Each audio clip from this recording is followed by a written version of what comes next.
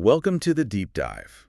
Today, we're putting an online brand under the microscope. It's called Faithheart Jewelry. Right. They're all over the place online. Exactly. And our mission, really, is to figure out if they're legitimate or if it's maybe, a potential scam for you to watch out for. Yeah, they sell stainless steel stuff chains, rings, pendants. The style is very, well, bold, faith-inspired.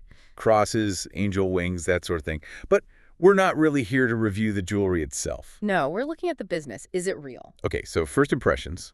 You land on the site, it looks pretty slick. It does. Professional photos, clean layout, and then you see the deals. Ah, yes, the deals. Like up to 60% off for Black Friday, which sounds normal enough, but then, Then you get the buy one, get 130% off. which mathematically just doesn't make sense, right? Exactly. That kind of offer, it immediately makes you pause. It can be a sign of something predatory, so you really have to look past the flashy surface. Okay, so let's do that. Let's look past the polish.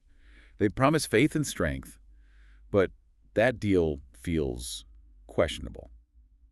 Beyond the basics, like having HTTPS, which, let's be honest, even scammers manage these days. Right, that's just table stakes now. What are the deeper technical things we should look for? What suggests legitimacy?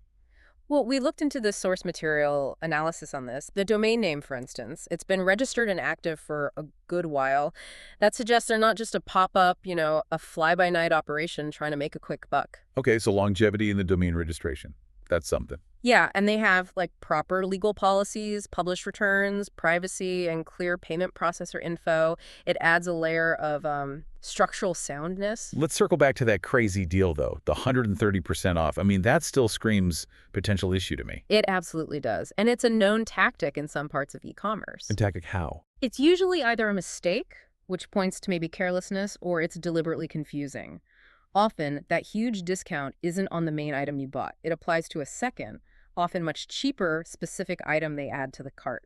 Ah, okay. So it makes the total discount look massive, even if it's not quite what you assumed. Precisely. Since the rest of their setup seems fairly solid, it leans more towards very aggressive, maybe slightly misleading marketing rather than outright fraud. But yeah, definitely a red flag for consumers to be wary of. Got it.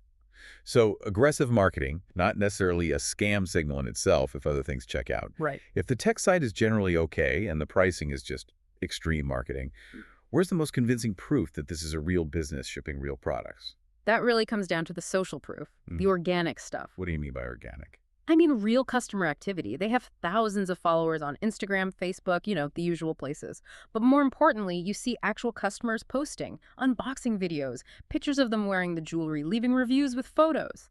Right, stuff that's hard to fake convincingly on a large scale. Exactly. That's the key difference. A scam site might have fake followers, but getting tons of genuine, unprompted user content. That shows real products are reaching real people. It's not just a facade to collect credit card numbers. Okay, so the social proof is strong evidence they're fulfilling orders. But that doesn't mean everyone's happy, right? The reviews we looked at, they did mention some complaints. Absolutely, and that's crucial. Being legitimate doesn't mean being perfect. What were the main complaints about? Mostly centered around shipping times being slow, or maybe some issues with navigating the returns process, friction points. So why would that be if they are a real brand? It likely points to their logistics model. They're probably a global brand shipping from maybe one or two international warehouses, or possibly using drop shipping for some items. Which can lead to delays and complications, especially with international shipping. Exactly. It's more an issue of, let's say, service quality and managing a complex supply chain, which is a common challenge for businesses operating like this. It's not necessarily evidence of a scam itself. That's a really important distinction. Complaints about slow service versus complaints about never getting anything or being wrongly charged. Right. The issues seem to be about the process being frustrating, not about the fundamental transaction being fraudulent. Okay, so bringing it all together. Based on the analysis, what's the final verdict? Is Faithheart Jewelry legit or not? The evidence points towards, yes, they appear to be a genuine online business, they sell actual products, and most customers seem to receive them. But with a caveat. Definitely with a caveat. The marketing is aggressive, and you really need to set your expectations for delivery times. They might be longer than you're used to from, say, Amazon. So for the listener, if you like that bold, faith-inspired style, checking them out isn't necessarily a huge risk. Correct. But like with any online purchase, especially from a brand you don't know well, do your homework. Read recent reviews specifically mentioning shipping. Understand their return policy before you buy. Good advice. Always read the fine print and the latest feedback. So, thinking bigger picture here.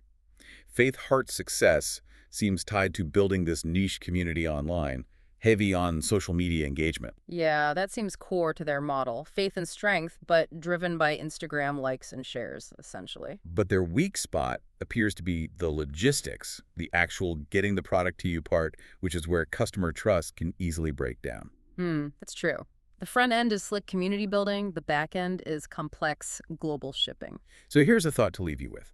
As these niche online brands get better and better at building trust and community digitally, how much pressure will they face to improve the physical delivery? Will they need to invest more in, say, local or regional warehouses to make the shipping experience match the slick online vibe? That's a really interesting question. Balancing that global reach with local, faster fulfillment, that might be the next big challenge for these kinds of specialized e-commerce retailers, something to ponder.